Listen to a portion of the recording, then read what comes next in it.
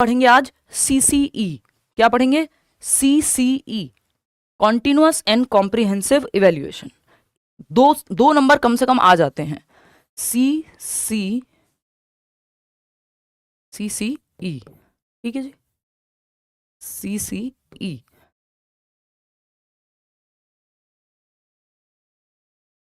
ठीक, continuous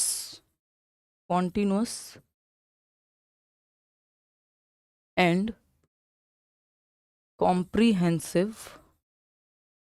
comprehensive evaluation. Continuous and comprehensive evaluation, ठीक है जी। अगर हम बात करें कॉन्टिन्यूअस यानी सतत, यानी जो चीज़ लगातार चल रही हो कॉन्टिन्यूअम में। कॉम्प्रिहेंसिव होता है समग्र। तो सतत व समग्र या सतत एवं समग्र, सतत व समग्र। समग्र मतलब कॉम्प्रिहेंसिव मतलब जिसमें सब समाहित हो जाए, स्कोलेस्टिक और को स्कोलेस्टिक दोनों, ठीक है ना। लॉजी होती है किसी भी चीज की स्टडी, जैसे फोनोलॉजी की आप बात करें तो साउंड की स्टडी है। फोनीम यूनिट है साउंड की सबसे छोटी, जिसको और नहीं तोड़ सकते। बहुत बढ़िया है अरमान, अगर 125-30 मॉक में आ रहे हैं तो आपको तो इंटरव्यू के लिए बुलाएंगे, है ना। बुलाएंगे क्या मतलब, आप मेल कर देना टाइमली, हम मिस कर जाते हैं कई बार, या उदय सर को इंस्टाग्राम पर मैसेज डाल देना अगर आपके अच्छे नंबर आए, ठीक है ना। हाँ, आ जाइए समझते हैं। तो कॉन्टिन्यूअस एंड कॉम्प्रिहेंसिव इवेल्युएशन यानी मूल्यांकन। तो सतत एवं समग्र मूल्यांकन, सतत व समग्र मूल्यांकन। सतत का मतलब है यहां जो ऑनगोइंग है, ऑनगोइंग है, साल भर। ऐसा नहीं है कि पहले जैसे होता था बोर्ड एग्जाम है, एनुअल एग्जाम है, वार्षिक परीक्षा तो साल में एक ही बार होगी और तभी आपको जो है, तभी आपको क्या होगा, तभी आपको ऐसा लगेगा कि बिल्कुल डर बैठ जाता है बच्चों में बोर्ड के नाम पे, क्योंकि साल भर का कोई भी टेस्ट या नंबर वहां जुड़ ही नहीं रहा होता, या होम बेस्ड या स्कूल बेस्ड असेसमेंट का ऑप्शन ही नहीं होता, ठीक है ना। हाँ,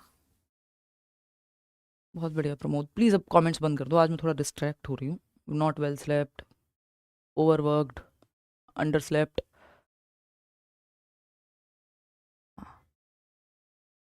चलो आ जाओ, इधर आ जाओ, लास्ट में बात करेंगे जो भी कोई पूछेगा कुछ। तो ऑनगोइंग प्रोसेस है ये, यानी जो असेसमेंट है उसको सीबीएसई ने कहा कि यार एक काम करो, ये नया इवैल्यूएशन बेस्ड सिस्टम लाते हैं जिसको सीसीई कह रहे हैं। अब तो ये नया नहीं रह गया, बहुत साल हो गए इसको, ठीक। तो अब कॉन्टिन्यूअस की जब हम बात करते हैं तो कॉन्टिन्यूअस का मतलब है ऑन गोइंग, चलने वाला, साल भर, ड्यूरिंग टीचिंग लर्निंग प्रोसेस। ऐसा नहीं साल के एंड में एक एग्जाम होगा और उसके अलावा पता ही नहीं है आपको कि पेपर कब होगा, पूरे साल जो है नंबर नहीं जुड़ रहे हैं। तो ऑनगोइंग चलनी चाहिए साल भर, बीच बीच में कभी यूनिट टेस्ट, कभी एफए आ गए, कभी कोई टर्म टेस्ट आ गया, कुछ ना कुछ चलता रहता है। इसका मतलब है ऑनगोइंग, एक ही दिन सारा भार जो है बच्चे पे ना आए। हालांकि 12th वगैरह में चीज़ें थोड़ी सी डिफरेंट हैं, बोर्ड एग्जाम्स हैं 10th में, लेकिन पहले ऑप्शन था कि होम बोर्ड लेना है कि बोर्ड लेना है ना। और उसमें फिर प्रैक्टिकल वगैरह जुड़ते हैं, तो मल्टीपल तरीके से असेसमेंट चलता रहना चाहिए साल भर। तो ऑनगोइंग, कॉन्टिन्यूस का मतलब यहाँ सतत से है, यानी ऑनगोइंग से है, लगातार होने वाले इवैल्यूएशन या मूल्यांकन से है, आकलन से है। कॉम्प्रिहेंसिव क्या होता है? कॉम्प्रिहेंसिव में दो चीजें आती हैं, एक होता है स्कोलेस्टिक, दूसरा होता है, यानी स्कोलेस्टिक और को स्कोलेस्टिक, दो चीजों से मिलकर के कॉम्प्रिहेंसिव आपका बनता है।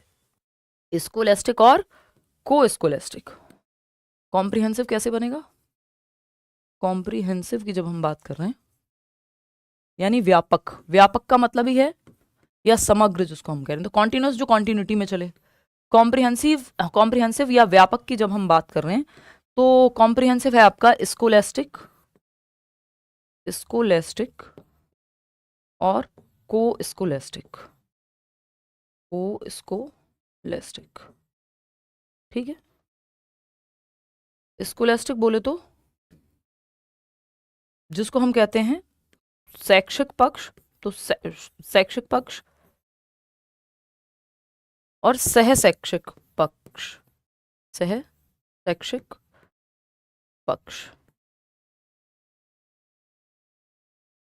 शैक्षिक का मतलब है जिसमें पेन पेपर, पढ़ाई लिखाई, इन सब की बात हो रही हो, करिकुलर एक्टिविटीज जिसको हम कहते हैं, ठीक है ना। बिल्कुल उजमा, थैंक यू रक्षानंदा। हाँ, तो शैक्षिक मतलब स्कोलेस्टिक जिसमें पढ़ाई लिखाई या करिकुलर एक्टिविटीज। करिकुलर समझते हैं, पढ़ना लिखना, किताब कॉपी सब्जेक्ट एकेडमिक्स, उस सब की बातें हो रही हो। को स्कोलेस्टिक है को करिकुलर एक्टिविटीज जिसको हम कहते हैं। इसमें डांस हो सकता है, कोई एक्टिविटी हो सकती है ना, कोई क्विज हो सकती है, तो ये को करिकुलर एक्टिविटी में आ जाएगा। बात सही है कि नहीं है? बिल्कुल सही है। तो शैक्षिक प्लस सह शैक्षिक, ये दो शब्दों को जोड़ करके बना है आपका कॉम्प्रिहेंसिव यानी व्यापक। व्यापक का मतलब क्या है? इसमें स्कोलेस्टिक पक्ष भी आता है और सह या को स्कोलेस्टिक पक्ष भी आता है, यानी पढ़ाई लिखाई भी आती है, और उसके अलावा बच्चे की जो पर्सनैलिटी है सिर्फ किताबें रटना या सिर्फ नंबर लाना तो नहीं है। हो सकता है कोई बच्चा स्पोर्ट्स में अच्छा है, कोई ड्राइंग में अच्छा है, पेंटिंग में अच्छा है, कोई नीट रहने में अच्छा है, कोई प्रोजेक्ट बनाने में बहुत अच्छा काम किया किसी ने, तो वो सारे पहलू भी जो है यहाँ पे आने चाहिए। कहाँ करा दिया मैंने प्रियंका ये टॉपिक? पहले हो चुका है ये टॉपिक, इस क्लास में तो नहीं हुआ, D+B में हुआ था। 140 लाऊंगी और आपसे मिलूंगी। बहुत बढ़िया, ऑल द बेस्ट। श्रद्धा कह रही है मंतशा कौन है? ये बात कह रही है मंतशा के 140 प्लस लाऊंगी, अब देखते हैं 130 भी ले आओ तो बात बन जाएगी। मैम ये टॉपिक हो गया है कंप्लीट। सिर्फ प्रियंका को लग रहा है कि ये टॉपिक कंप्लीट हो गया, आप दूसरे बैचेस में तो नहीं थे? एक बार बाकी लोग भी चेक कर, हमारी लिस्ट में तो ये नहीं है कि कंप्लीट हुआ हो। तो कॉम्प्रिहेंसिव यानी व्यापक, या तो आपने VOD में देख लिया है ये रिकॉर्डेड सेशन में, नहीं हुआ ना? हाँ नम्रता, ये इंपॉर्टेंट टॉपिक है, 2 नंबर का टॉपिक है। ठीक, तो अगर हम देखते हैं क्या वो श्रद्धा? नो मैम नहीं करवाया, सिर्फ प्रियंका कह रही है कि करवाया, बाकी सब कह रहे हैं नहीं हुआ है। हाँ, आप सिर्फ मंतशा का नाम लेती हैं, शगुफ्ता कह रही हैं, आपका भी नाम बहुत बार आता है। No ma'am, no no no. SST pedagogy में हुआ था। हाँ, तो ये आता सब जगह है, ये आपको EVS SST इंग्लिश हिंदी हर जगह काम आ जाएगा, क्योंकि ये असेसमेंट का मतलब ये कोई भी सब्जेक्ट पढ़ाओगे, आकलन तो करोगे, टेस्ट तो करोगे, जानोगे तो सही बच्चा क्या अचीव हो पाया, कितना सीख पाया, कहाँ कमी रह गई, कैसे इंप्रूव कराना है, ये सारी बातें इसमें आती हैं। नहीं हुआ, परफेक्ट है, ठीक है, परफेक्ट है। सबसे ज्यादा किससे आता है? देखो डेवलपमेंट से आते हैं 4-5 क्वेश्चन उसमें, लेकिन 2-3 टॉपिक अपने आप में है। Concept of development and it's relationship with learning, heredity and environment, principles of development, तो वो 3 टॉपिक मिला के 4 से 5 नंबर आ जाते हैं। पियाजे और वाइगॉत्स्की मिला करके 6 से 7 नंबर, एक उसमें कोहलबर्ग जोड़ लो तो तीनों मिला करके 7 नंबर तक आ जाते हैं। तो ये सबसे ज़्यादा स्कोरिंग है। इंक्लूसिव एजुकेशन 5 नंबर का टॉपिक है इसके बाद जो हम करने वाले हैं, है ना? 30 से पहले खत्म कर लेंगे, डोंट वरी, बिल्कुल टेंशन नहीं लेनी है, आराम से समझना है। ये मैं आज एक सेशन में भी करा सकती थी, बट आज हमारी बातचीत इतनी हो गई है, तो ये हमारा जो है ज्योति पढ़ो, पढ़ने के लिए लड़ाई भी करनी पड़े तो करो, सही चीज़ है ये, प्रेशर में पढ़ाई मत छोड़ो। तो कॉम्प्रिहेंसिव यानी व्यापक की जब हम बात कर रहे हैं, स्कोलेस्टिक प्लस को स्कोलेस्टिक, ये दोनों पक्ष इसमें आते हैं। तो 3 लेटर्स से मिलकर बना है। कॉन्टिन्यूस मतलब ऑनगोइंग, चलता रहता है, रुकता नहीं है, साल भर में ऐसा नहीं है सिर्फ एक पॉइंट ऑफ टाइम पे जो है वो हो रहा हो आपका असेसमेंट या इवेल्यूशन। कॉम्प्रिहेंसिव मतलब स्कोलेस्टिक शैक्षिक और सह शैक्षिक पक्ष भी शामिल हैं। इवेल्युएशन क्या होता है इसको अभी हम समझेंगे।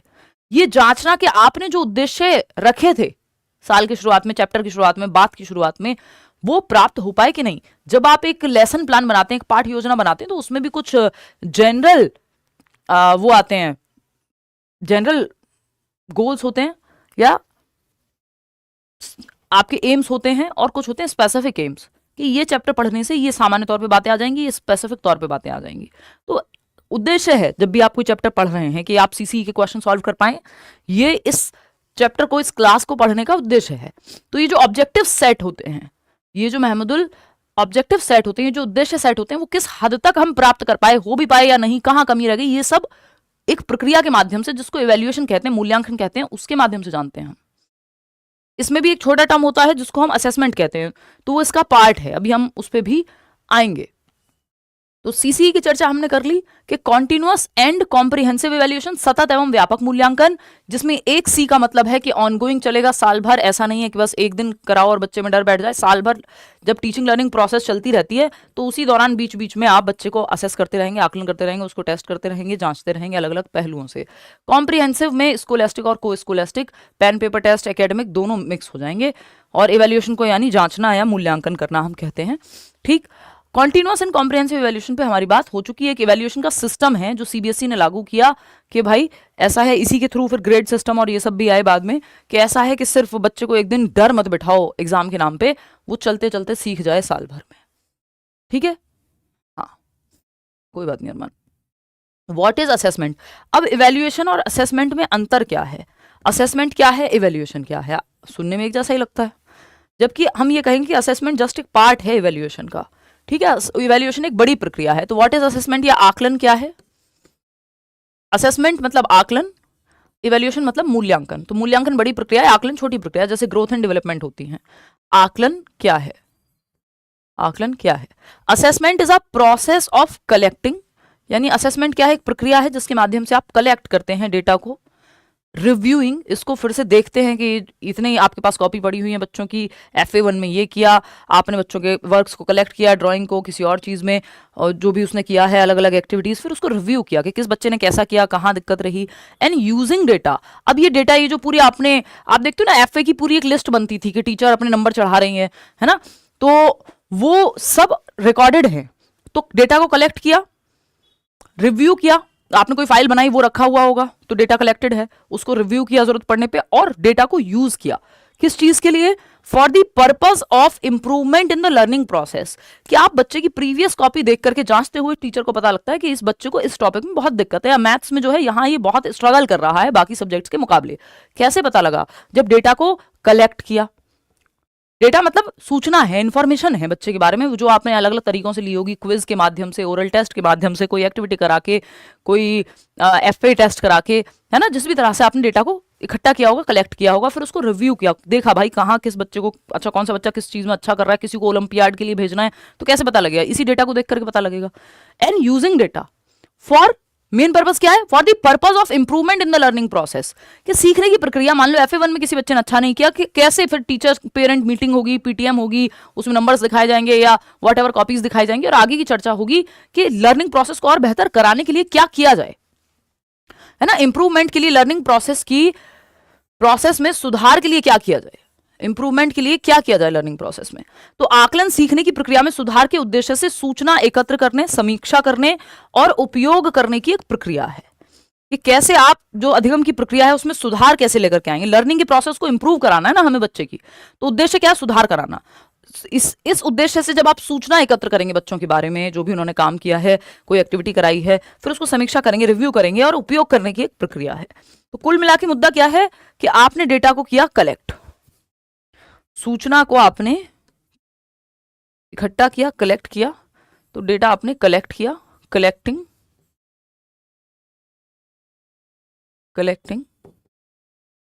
Reviewing and using data to improve,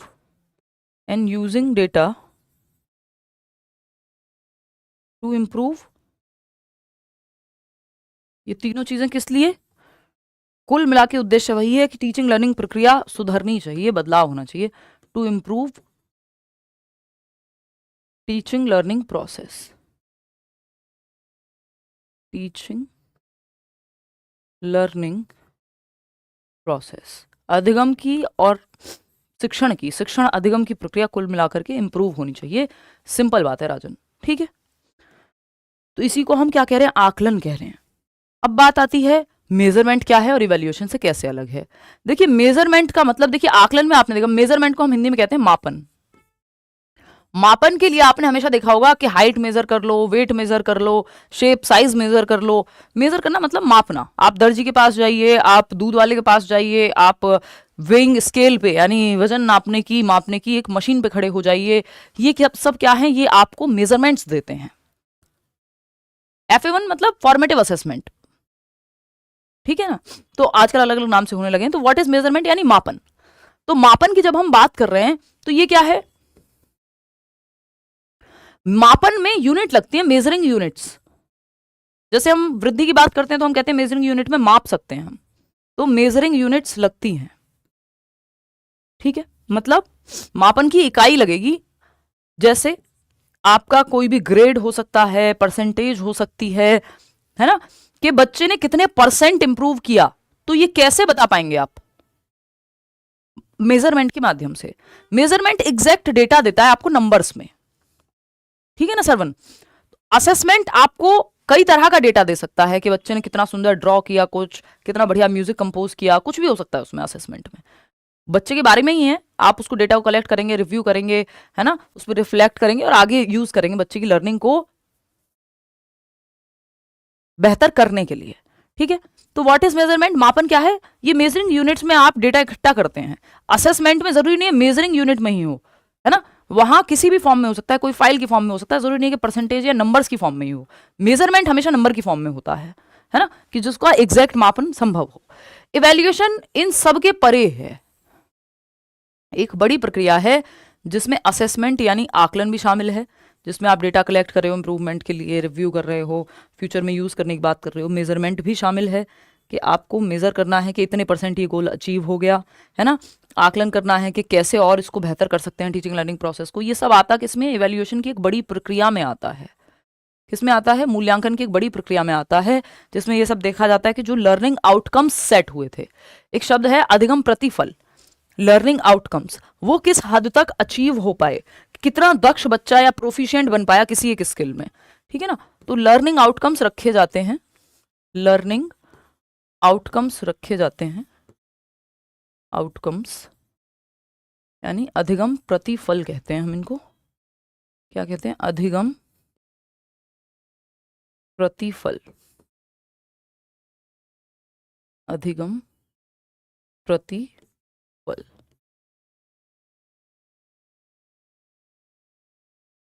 अधिगम प्रतिफल असेसमेंट क्वालिटेटिव क्वांटिटेटिव दोनों हो सकता है ना, बट मेजरमेंट हमेशा क्वांटिटेटिव होगा, क्योंकि मेजरिंग यूनिट में ही करोगे ना, क्वांटिटी में ही, मात्रा में ही करोगे मेजर। असेसमेंट में दोनों चीजें शामिल हो सकती हैं, वैल्यूएशन में तो आ ही जाएंगी दोनों चीजें। ठीक है ना। हाँ ईजान, तो लर्निंग आउटकम यानी अधिगम प्रतिफल कि जो प्रोफिशिएंसी कितनी है, to check proficiency in a certain skill और field, to check proficiency level, दक्षता कितनी है किसी कौशल में, किसी काम में, किसी स्किल में, प्रोफिशिएंसी लेवल, कितने दक्ष हुए आप किसी काम में, दक्षता का आकलन कि जो सिखाया गया था वो उसमें कितने प्रोफिशिएंट हो पाए, कि 3rd क्लास का बच्चा पढ़ पाता है कि नहीं पढ़ पाता है, रीडिंग में प्रोफिशिएंट हुआ कि नहीं हुआ, ये लर्निंग आउटकम है उस क्लास का। ठीक है ना। हाँ, assessment can be qualitative and quantitative both, but इसको उन टर्म्स में जनरली पढ़ा नहीं जाता, पेपर में उस तरह से आता नहीं है क्वांटिटी और क्वालिटी के कॉन्टेक्स्ट में। ठीक है ना, वो डेवलपमेंट ज़्यादा आता है। तो मेजरमेंट एक पार्ट है जिसको मेजरिंग यूनिट में हम माप सकते हैं, इतने %, इतने % से बढ़ गया ये नंबर, वो ग्रेड। ठीक, अगर हम बात कर रहे हैं इवैल्यूएशन की, तो ये सबसे बड़ी प्रक्रिया है जिसमें असेसमेंट भी शामिल है, क्योंकि इवैल्यूएशन अगर आप देखेंगे तो ये क्वांटिटेटिव क्वालिटेटिव दोनों ही है, इसमें सब कुछ ही शामिल है। असेसमेंट इंप्रूवमेंट के लिए है, इवैल्यूएशन को आप एक बेंचमार्क के अगेंस्ट रिजल्ट के लिए या आकलन करने के लिए भी जांच सकते हो, है ना। असेसमेंट का मेजरली जो वो रहता है ऑब्जेक्टिव, वो यही रहता है कि हम टीचिंग लर्निंग प्रोसेस को कैसे बेहतर कराएं। खैर, समझते हैं, कहानी मैराथन हो चुकी है भाई क्वेश्चंस की।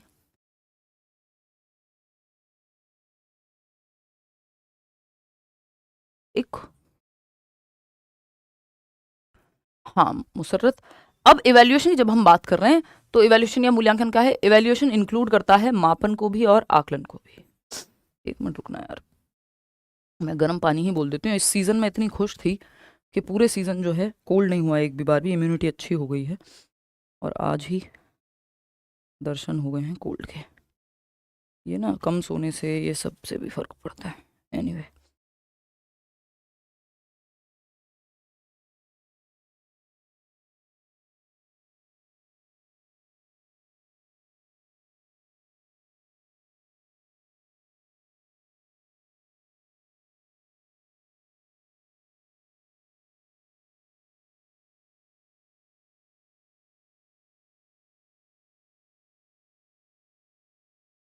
कोई कह रहा है कि एक डाउट है कि क्या एडोलेसेंस भी एक सोशल कंस्ट्रक्ट है? यस यस, देखो कोई भी जो भी स्टेजेस है ना, वो एज वाइज आप कह सकते हो कि यूनिवर्सल है, सारी दुनिया में ऐसी ही बनाई गई हैं। 12 से 18 ही होगा एडोलेसेंस, 1-2 साल इधर उधर होगा कहीं कहीं अलग अलग लोगों के हिसाब से। बट ये जो कॉन्सेप्ट है, जो कॉन्सेप्ट ऑफ चाइल्डहुड है, एडोलेसेंस है, ये सब हैं सोशियो कल्चरल कंस्ट्रक्ट हैं, समाज ने बनाए हैं। हो सकता है एक व्यक्ति को 24 साल तक भी कोई नहीं कह रहा, मजे ही चल रहे हैं, एक व्यक्ति है बेचारा 14 साल की उम्र से ही उसका बचपन जा चुका है, समझ रहे हो।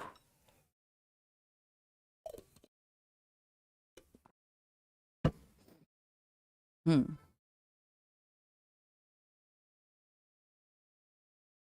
मुकर्रब रजा कह रहे हैं मुझे 6 माह से नज़ला है। ओ भाई बहुत फ़ायदा होता है। किस चीज़ का सुरैया? कमेंट ले लिया हफ्सा आपका।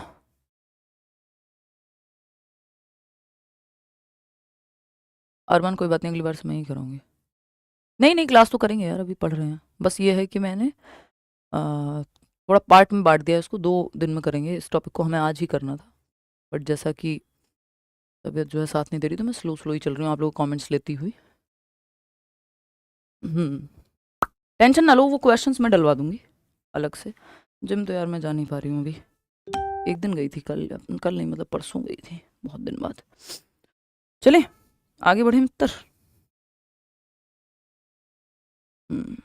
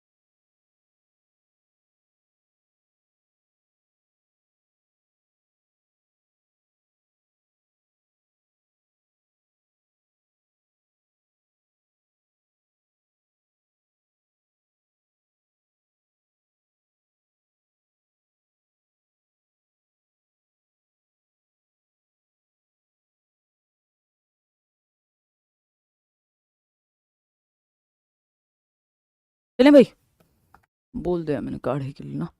चलिए फटाफट से समझते हैं। तो हमने बात की अभी किसकी? इवैल्यूएशन की, मेजरमेंट की और असेसमेंट की। इसको समझने में अभी भी कोई दिक्कत है तो आप बता सकते हो। असेसमेंट फॉर लर्निंग अभी बताऊंगी, पहले ये वाला मुद्दा खत्म होगा तो ये डाउट आपका यहीं क्लियर हो जाएगा, ठीक है ना। तो अगर हम देख रहे हैं यहाँ पे, अभी हम बात कर रहे थे ना कि जो लर्निंग आउटकम्स है, यानी हमने जो उद्देश्य या प्रतिफल निकल के क्या आया, ऑब्जेक्टिव होते हैं जो पहले सेट किए जा रहे हैं कि ये क्लास में ये चीज़ें सीखेंगे हम, और इतना इतना बच्चों को आ जाएगा इस क्लास से, इस ग्रेड से, कक्षा 6 से निकलते हुए, या इस ये हाफ ईयरली एग्जाम्स में तक इतना सीख जाएगा। अब वो जो ऑब्जेक्टिव सेट हुआ कि इतना सीखेगा, उद्देश्य है, अचीव कितने हुए हैं ये आउटकम चेक करेगा। तो लर्निंग एम्स या ऑब्जेक्टिव्स जो पहले सेट किए गए हैं, आउटकम निकल करके क्या आया, कितना बच्चा अचीव कर पाया, प्रोफिशिएंट कितना हुआ किसी चीज में, ठीक है।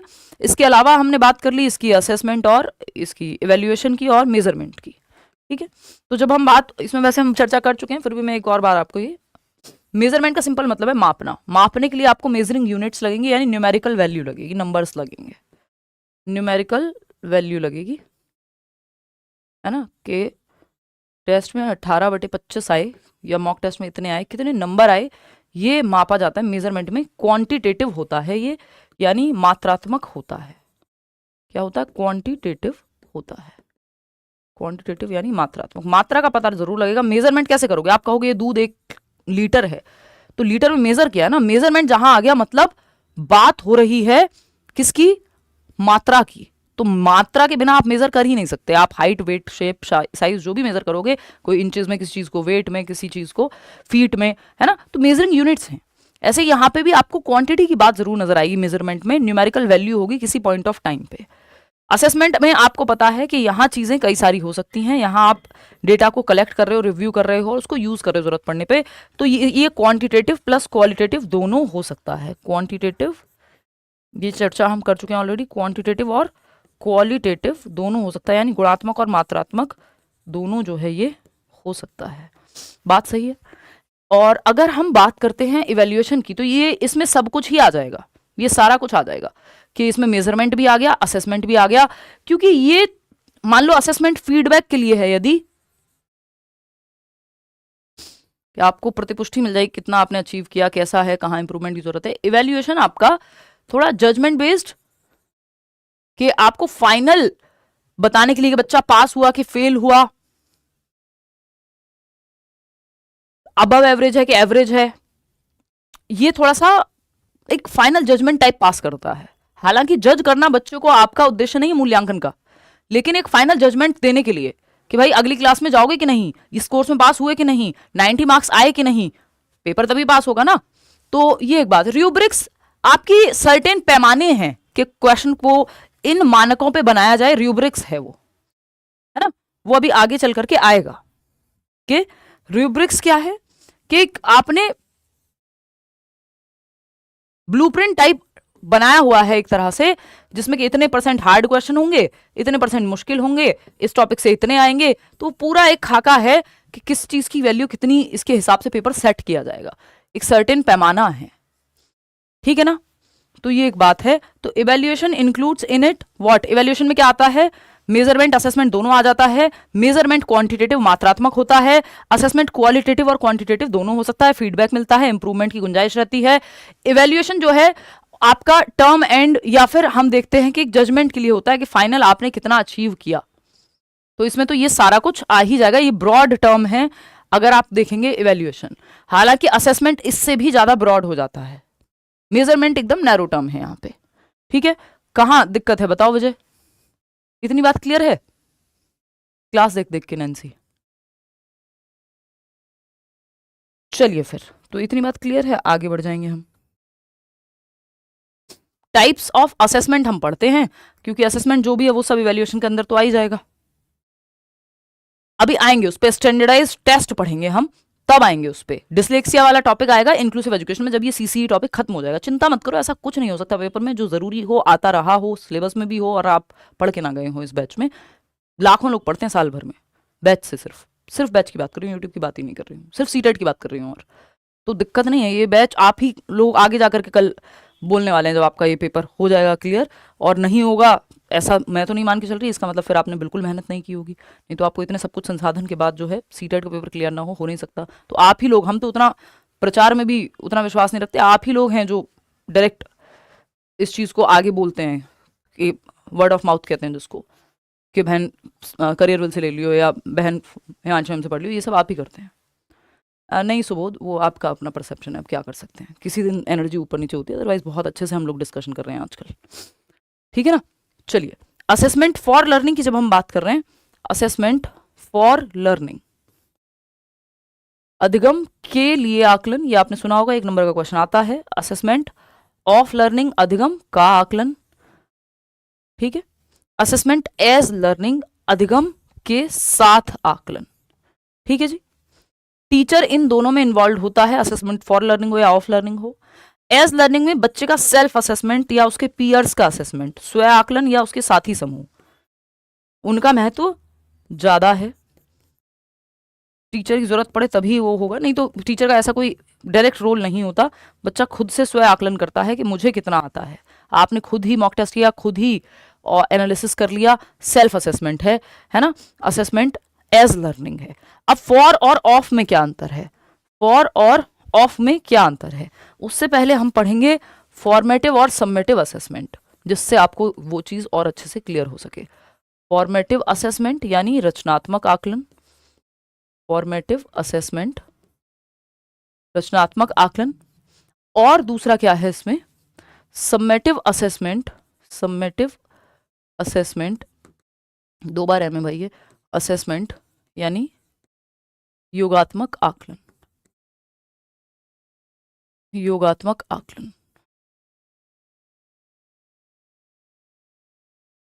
ठीक है,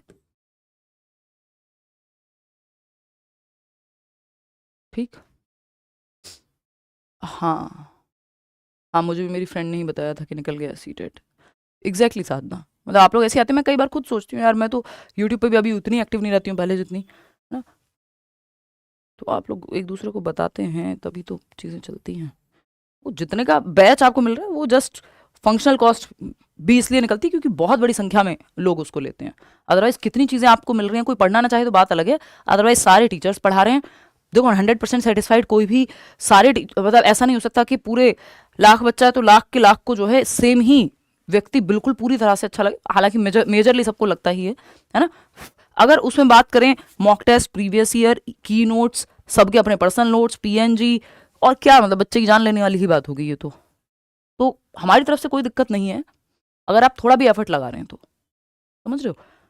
तो फॉर्मेटिव असेसमेंट योगा आपका रचनात्मक आकलन को कहते हैं, फॉर्मेटिव असेसमेंट रचनात्मक आकलन को कहते हैं।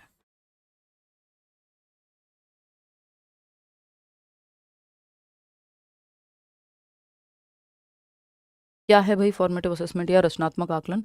इसको एफए कह देते हैं शॉर्ट में। जब मैं और आप बड़े हो रहे थे, मतलब आपके एंड पे हो सकता है आप में से कई लोग एज में ज़्यादा हों, तो वो अ, उन्होंने शायद ना देखा हो, बट स्कूल में आपने ये देखा होगा कि एफए और एसए होते थे कि FA1 FA2 फॉर्मेटिव असेसमेंट 1 10% के, तो 4 बार साल में FA1 FA2 FA3 और FA4। FA1 FA2 के बाद आपका हाफ ईयरली एग्जाम होता था, अर्धवार्षिक बोलते हैं जिसको, और फिर उसके बाद FA3 FA4 होगा, और उसके बाद आपका फाइनल FA3 FA4 और फाइनल। तो 10% की वेटेज यहाँ पे होती थी, है ना। नहीं, मेरे से तो आप लोग खैर खुश ही रहते हैं, वो तो है आपका। तो अगर हम देखें यहाँ पे, तो यहाँ अगर आप देखेंगे 40% जो है फॉर्मेटिव असेसमेंट की वैल्यू, 60% 30% का हाफ ईयरली और एनुअल एग्जाम। तो ये हटा दिया कि साल में बस एक ही पेपर होगा, वही आपको जज करेगा। टर्म 1 टर्म 2 हम हाफ ईयरली को कहते थे, आजकल तो थोड़ा सा ही बदल गया है, टर्म और भी बहुत सारी चीजें आ गई हैं। तो फॉर्मेटिव असेसमेंट यानी रचनात्मक आकलन, सबमेटिव असेसमेंट यानी योगात्मक आकलन। ठीक, ये अब समझ लेते हैं इसमें कहानी है क्या। देखिए इसमें ना थोड़ा सा ये जजमेंट बेस्ड आपको फीडबैक के लिए कम, और फाइनल जजमेंट या मूल्यांकन के लिए आपको एक फाइनल जजमेंट दे देगा। हालांकि जज करने का मतलब ये नहीं है कि बच्चे को जज ही करना, उससे मतलब है कि अगर आपको डिसीजन लेना है एंड में कि बच्चे को पास करना है कि फेल करना है, या अबव एवरेज है कि फर्स्ट आता है, ये सब पता लगाने ये फाइनल जजमेंट लगता है, जो समेटिव असेसमेंट का पार्ट होता है। ये फीडबैक के लिए ड्यूरिंग टीचिंग लर्निंग चलता रहेगा भाई। FA1 में अच्छा नहीं किया, इंप्रूव कर लो, है ना, एक्टिविटी करा ली, क्विज करा ली। पेन पेपर टेस्ट नहीं होता यहाँ समेटिव असेसमेंट में, कई बार पेन पेपर टेस्ट होता है या पेंसिल पेपर टेस्ट होता है, जो एकेडमिक पे फोकस ज्यादा कर रहा है, बाकी आपकी इंप्रूवमेंट फीडबैक पे फोकस कम है। यहाँ फीडबैक पे फोकस ज्यादा होता है। जो आपने अभी देखा assessment for learning, assessment for learning, for learning, अधिगम के लिए आकलन, और असेसमेंट एज लर्निंग इसका पार्ट है। वहीं असेसमेंट ऑफ लर्निंग जब आप देखते हैं, अधिगम का आकलन, अधिगम के लिए आकलन तो फॉर्मेटिव में चला जाएगा, अधिगम का आकलन सबमेटिव में आएगा। ठीक है, असेसमेंट ऑफ लर्निंग। लाओ दे दो दीपांकर, कोल्ड हो गया यार भयंकर, पता नहीं कैसे, देखना एक बार, बात क्लियर है।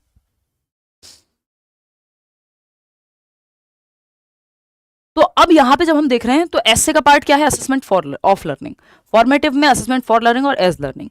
अब तीनों को समझ लेते हैं। फॉर लर्निंग क्या है, एज को तो हम समझ चुके हैं। फॉर लर्निंग की जब हम बात कर रहे हैं तो असेसमेंट फॉर लर्निंग है फीडबैक के लिए, और ड्यूरिंग टीचिंग लर्निंग प्रोसेस चलता रहेगा। Assessment, assessment for learning, assessment for learning, ठीक है जी। अधिगम के लिए आकलन, अधिगम के लिए आकलन। देखिए फॉर से ही सारा इसमें सेंस बदल जाएगा। अधिगम के लिए आकलन, बात सही है जी ज्योति, आप लोगों का प्यार है। देखिए तो जब हम यहां पे देखते हैं assessment for learning, assessment for learning की जब हम बात करते हैं तो फॉर का मतलब है during teaching learning process, during the session, जब साल भर चलता रहेगा अलग अलग टाइम पे, ड्यूरिंग टीचिंग लर्निंग प्रोसेस, यानी शिक्षण अधिगम प्रक्रिया के दौरान, शिक्षण अधिगम,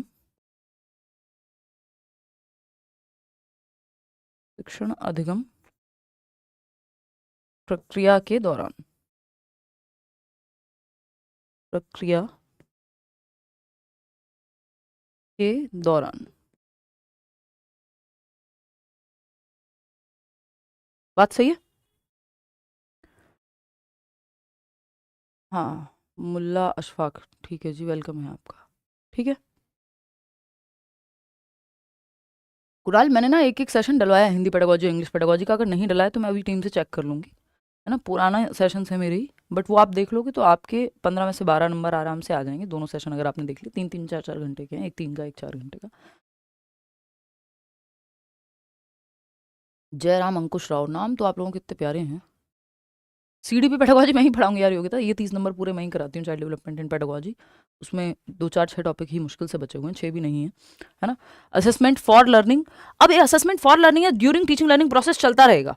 कभी क्विज लेके टीचर आपको जांच लेगा, है ना, कोई एक्टिविटी हो जाएगी। पेन पेपर टेस्ट इसमें नहीं नजर आएगा आपको कि पेन पेपर टेस्ट लेकर के एफए हो जाएगा। यानी टीचिंग लर्निंग प्रोसेस चल रही है और वो चलती रहेगी। नोट्स भी इवन डलवा दूंगी मैं, वो वाले अपने वाले भी, हालांकि वो सभी के लिए हैं। मैराथन सेशन ही हैं बेसिकली।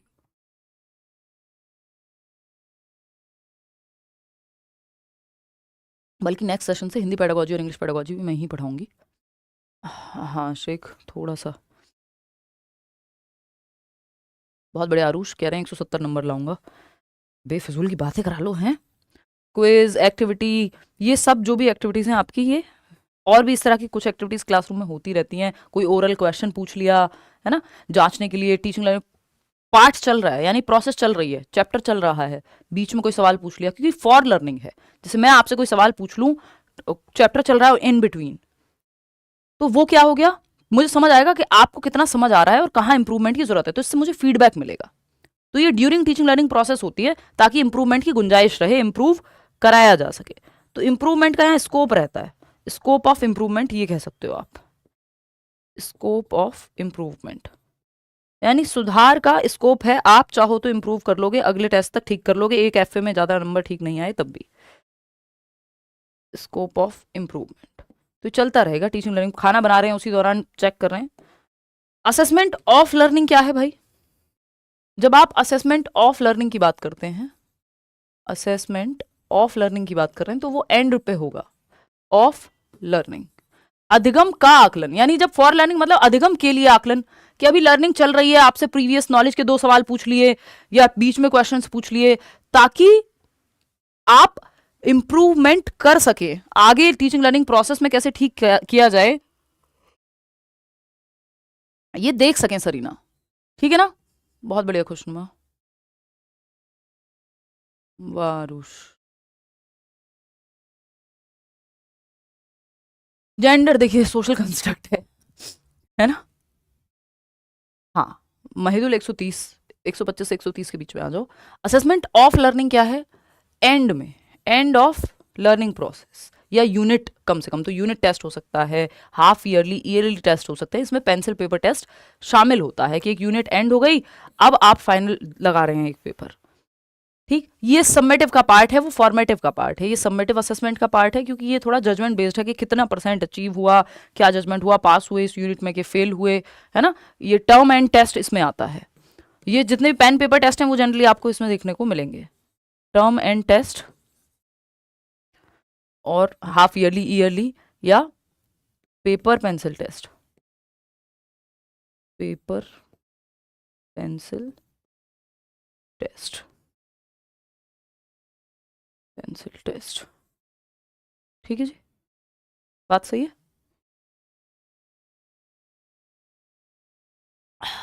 सुनीता यादव अलीगढ़ से, ठीक है जी। देवीदास, इतनी बात क्लियर है। एज लर्निंग क्या है?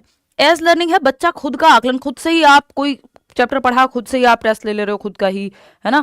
खुद से 4 सवाल करके देख लिए, खुद से पूछ लिया, आपने दोस्त से पूछ लिया कि भाई तू सुना मैं तुझे सुनाऊंगा, है ना। तो ये आपका खुद का स्वयं का आकलन, या फिर आपके दोस्तों के साथ आपका, या तो आपके दोस्त पीयर्स जो आपकी उम्र के हैं, आपके क्लासमेट्स हैं, आपके साथी हैं, वो आपका आकलन करें, आप खुद का आकलन करें। ये असेसमेंट एज लर्निंग है, ये भी एफए का ही पार्ट है। फॉर लर्निंग भी एफए का ही पार्ट है क्योंकि यहाँ इंप्रूवमेंट संभव है। ऑफ लर्निंग में सीधा आपको मिलेगा पास या फेल, या कितने ग्रेड आए, क्या % आई, ये जजमेंट देता है, एक तरह से आपको क्वांटिफाई कर देता है।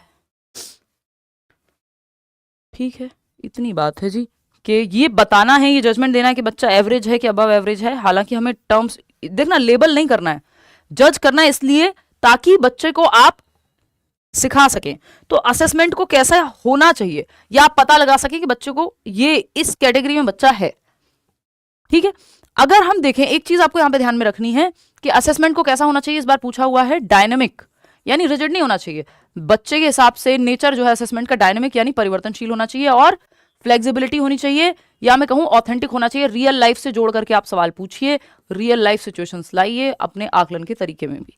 तो डायनेमिक और ऑथेंटिक होना चाहिए, यानी गतिशील, बदले समय के साथ। रिजिड ना हो कि जो आज से 100 साल पहले जिस सिस्टम से पेपर होता था वही सिलेबस है, जैसे अब सीटेट होता जा रहा है। हालांकि सीटेट क्वेश्चन सिलेबस बेशक नहीं बदल रहा, लेकिन नेचर ऑफ क्वेश्चन बदल देता है, पूछने का तरीका इन्होंने बहुत बदला है अगर आप 2011 से आज तक देखेंगे तो।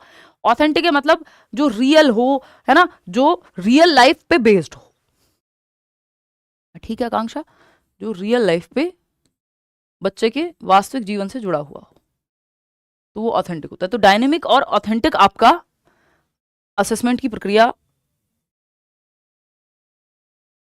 होनी चाहिए। देखिए जो गोल है असेसमेंट फॉर लर्निंग का, ये इंप्रूवमेंट ज्यादा है, फीडबैक ज्यादा है। ड्यूरिंग टीचिंग लर्निंग प्रोसेस होता है, टीचर भी इन्वॉल्व है। ऑफ लर्निंग में भी टीचर इन्वॉल्व है, बट ये ऐसे है, ये फाइनल जजमेंट जैसा ज्यादा है कि इतने % आए बोर्ड के पेपर, हाफ ईयरली के पेपर, वो ऑफ लर्निंग में आएंगे। टर्म एंड टेस्ट, टर्म 1 का एंड, टर्म 2 का एंड। फॉर लर्निंग इंप्रूवमेंट के लिए छोटे छोटे टेस्ट, यूनिट टेस्ट चलते रहते हैं, FA टेस्ट चलते रहते हैं, कोई एक्टिविटी करा ली, ठीक। एज लर्निंग जब बच्चा सेल्फ खुद से आकलन करे खुद का, तो फाइनल जजमेंट में ऑफ लर्निंग काम आएगा। अगर इंप्रूव कराना है तो फॉर लर्निंग से ही पता लगेगा कि, क्योंकि लर्निंग के लिए आकलन हो रहा है कि मैं आपसे कोई सवाल पूछूं तो अभी लर्निंग होनी बाकी है, चल रही है लर्निंग प्रक्रिया, इसलिए आकलन हो रहा है कि इंप्रूव हो सके, फॉर लर्निंग। ऑफ लर्निंग यानी लर्निंग हो चुकी है, कोई यूनिट खत्म हो चुकी है, कुछ चैप्टर खत्म हो चुका है, तो वो ऑफ लर्निंग है।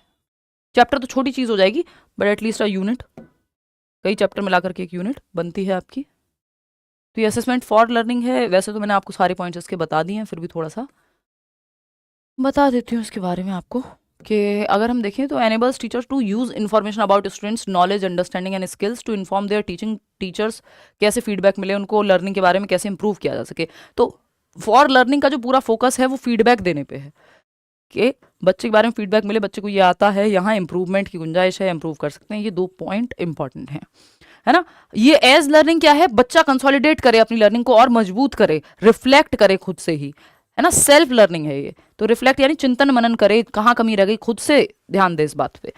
असिस्ट टीचर्स टू यूज, कि जैसे आप मॉक टेस्ट खुद से लगा रहे हैं, खुद ही आकलन कर रहे हैं, ये असेसमेंट एज लर्निंग है। Assist teachers to use evidence, ये एविडेंस देता है ना, ये एविडेंस देता है, प्रूफ देता है student learning to assess student achievement against learning goals and standards, के जो गोल और स्टैंडर्ड सेट हुए थे क्राइटेरिया के अगेंस्ट, या बाकी बच्चों से आपको फर्स्ट आना था, वो कितने पूरे हो पाए। तो स्टूडेंट्स अचीवमेंट यहाँ पे आती है, या लर्निंग गोल्स कितने अचीव हुए वो यहाँ पे आते हैं। तो ये अचीवमेंट देखेगा, वो फीडबैक और इंप्रूवमेंट के लिए जांचेगा, ये खुद से रिफ्लेक्ट करेगा, ये एविडेंस बेस्ड या achievement of learning goals and objectives. अभी तो कल करेंगे भाई पोर्टफोलियो, तो अभी पोर्टफोलियो और बहुत सारी टेक्निक्स हैं, चाहे वो क्यूमुलेटिव रिकॉर्ड्स हो, चेकलिस्ट हो, रेटिंग स्केल हो, वो सब हम कल की क्लास में करेंगे। अभी ये टॉपिक खत्म नहीं हुआ है, ठीक है। इसको ऐसे भी देख सकते हो, फॉर्मेटिव यानी रचनात्मक आकलन, ये 3 चीज़ों में फोकस करता है वैन। तो ये कब होता है, थ्रू आउट द कोर्स, साल भर चलता रहता है। Formative during teaching learning process है ना। वाई, गैप आइडेंटिफाई करना, इंप्रूव करना लर्निंग को, कहाँ कमी रह गई ये पता लगाना, इसमें डायग्नोस्टिक टेस्ट भी शामिल है, वो हम अभी कल करेंगे। हाउ, कैसे होगा, अलग अलग अप्रोचेस से, जो बच्चे को जरूरत पड़े, चाहे वो ओरल क्वेश्चन करा के, क्विज करा के, जिस भी तरह से आपको जांचना हो कि बच्चे को इंप्रूवमेंट की जरूरत कहाँ है। Assessment, assess performance, assess student performance, ये हेल्प करता है, help students to learn and practice, improve करने के लिए। ये असेस स्टूडेंट परफॉर्मेंस, कैसा परफॉर्म किया उस पर फोकस है। तो ये कब होगा, at the end of instructional period. Evidence collect करने के लिए होगा, कितना आता है बच्चों को, स्किल में प्रोफिशिएंसी, दक्षता क्या है, क्या आउटकम है। हाउ, तो exit learning products, cumulative assessment हो सकता है, साल भर के सारे जो भी असेसमेंट में क्यूमुलेटिव रिकॉर्ड बना, पोर्टफोलियो बना, सबका इस्तेमाल करके एक फाइनल जजमेंट या एविडेंस देने के लिए कि ये है जी आपका बच्चा पास हो गया है ना, अगली क्लास में जाने के लिए तैयार है, अब हम इसको सर्टिफिकेट दे सकते हैं। तो वो फॉर नहीं है, ऑफ लर्निंग है और समेटिव का पार्ट है। ये इंप्रूवमेंट, गैप आइडेंटिफाई करना फॉर्मेटिव का पार्ट है। अब हमारे पास इस चैप्टर में 2 चीजें बचती हैं, एक तो गुड टेस्ट की क्या कैरेक्टरिस्टिक्स होते हैं, वो वैलिड होता है, रिलायबल होता है, ऑब्जेक्टिव होता है, हिंदी में भी करेंगे, डोंट वरी। और ये नॉर्म रेफरेंस टेस्ट क्या है, क्राइटेरियन रेफरेंस टेस्ट क्या है, यानी स्टैंडर्डाइज टेस्ट क्या होता है, उसकी कमियां क्या होती हैं, वो हम डिस्कस करेंगे। और फिर इसके बाद एक सवाल करेंगे, और ये तो आपको स्कूल बेस्ड असेसमेंट तो एक लाइन की बात है। डायग्नोस्टिक टेस्ट क्या है, रेमेडियल टीचिंग क्या है, हम इवेल्युएट करते क्यों हैं, इसमें 2-3 बातें। और फिर हम करेंगे टेक्निक्स ऑफ इवेल्युएशन के, आकलन के क्या तरीके हैं या मूल्यांकन की क्या टेक्निक्स हैं, उसमें हम पोर्टफोलियो करेंगे। तो ये कल की क्लास में आपका खत्म हो जाएगा।